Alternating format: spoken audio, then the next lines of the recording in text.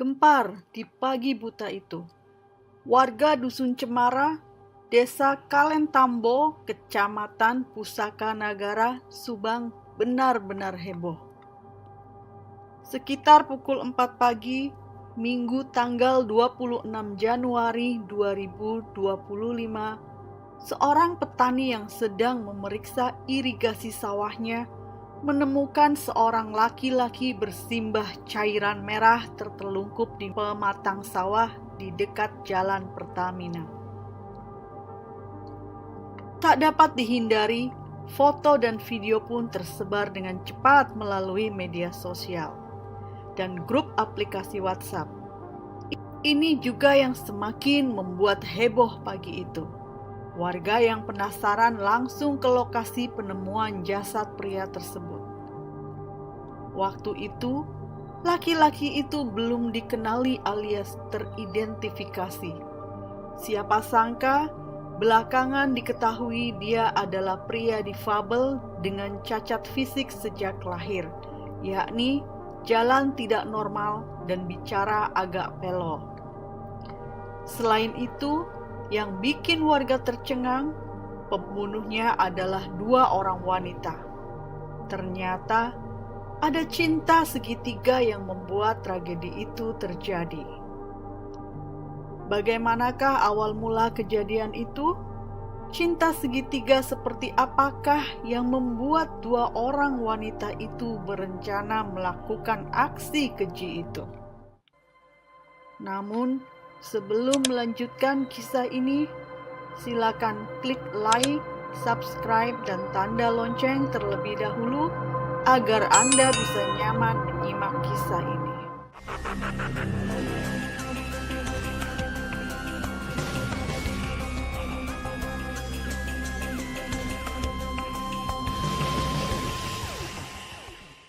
Polres Subang yang mendapatkan kabar penemuan tubuh manusia tidak bernyawa itu menerjunkan tim Inavis.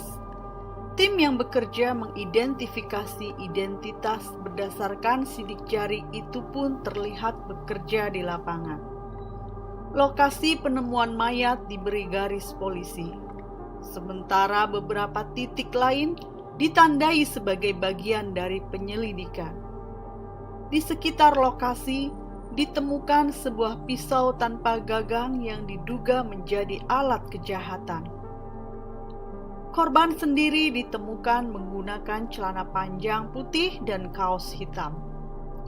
Tak berapa lama, sistem Inavis menunjukkan bahwa jasad yang ditemukan penuh dengan luka itu adalah Toikin bin Asmadi berusia 22 tahun. Toikin tercatat sebagai warga Dusun Karanganyar, Desa Kebon Danas, Kecamatan Pusaka Nagara, Subang. Dengan data awal itulah Polsek Pusaka Nagara kemudian menghubungi keluarga Toikin. Sarmin, salah satu saudara korban, membenarkan bahwa tubuh pria penuh luka yang dia lihat di Puskesmas Pusaka Nagara adalah Toikin. Awalnya saya tahu di sosmed, tapi belum tahu kalau itu saudara saya. Setelah kesini kelihatan dari ciri fisiknya itu benar Toikin. Begitu kesaksian Sarmin yang membenarkan bahwa jasad itu adalah saudaranya, yaitu Toikin. Setelah identitas jasad itu diyakini benar sebagai Toikin, polisi kemudian membawa tubuh Toikin ke Rumah Sakit Bayangkara Indramayu untuk diotopsi. Hasil visum menunjukkan bahwa terdapat 27 luka tusukan di tubuh Toikin. Setelah selesai diotopsi, Toikin diserahkan ke keluarganya. Minggu malam tanggal 27 Januari 2025, Toikin dimakamkan diiringi isak tangis keluarga. Selang 3 hari, pelaku kemudian ditangkap jajaran Polres Subang di rumah pelaku berinisial TK di Dusun Mekarjati, Desa Pusaka Jaya, Kecamatan Pusaka Jaya, Kabupaten Subang.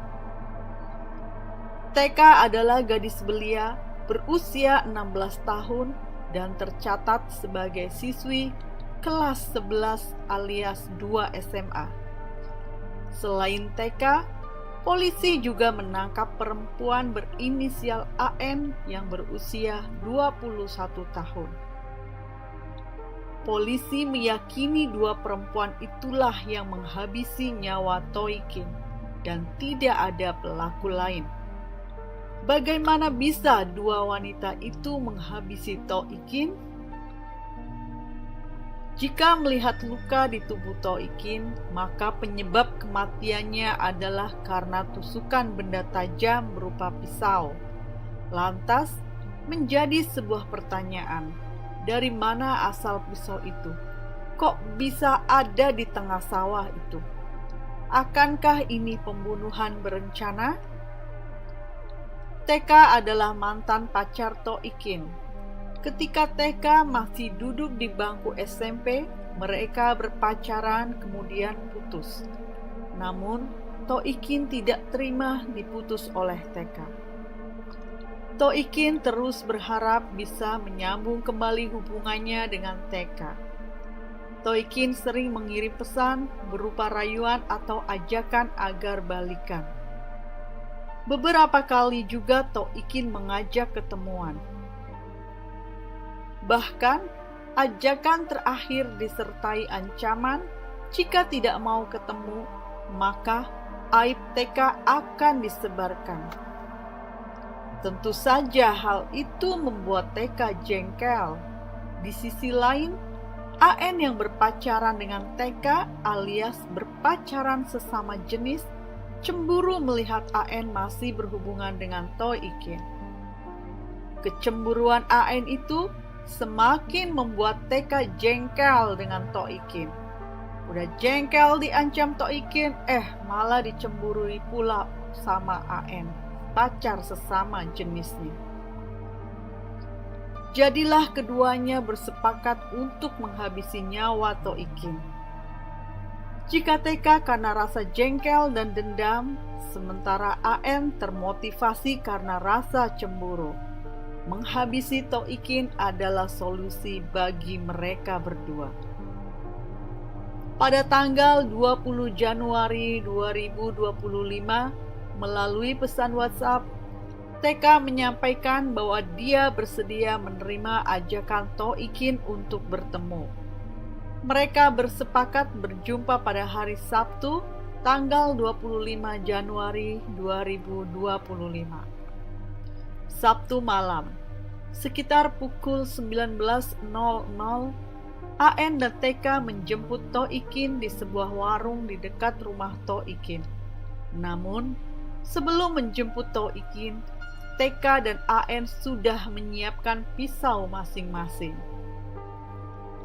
Dari warung di desa Cigugur, Pusaka Jaya, Subang itulah mereka berboncengan bertiga menggunakan motor Honda Beat warna putih milik TK menuju Laut Patimban. Kemudian pukul 21.00 WIB, ketiganya menuju Jalan Pertamina JAZ 27, Dusun Cemaran, Desa Kalentambo. Di sana mereka nongkrong dan sempat menonton film biru dari telepon genggam. Akibat tontonan itu, Toikin dinilai melakukan perbuatan yang melecehkan TK. Mendapatkan perlakuan tidak senonoh, TK pun secara spontan menampar Toikin. Percekcokan pun terjadi. Sejurus kemudian, AN mengambil pisau yang disimpan di jok motor, sedangkan TK mengambil pisau yang sudah diselipkan di pinggang. Tragedi penyerangan dengan senjata tajam itu pun bertubi-tubi secara brutal.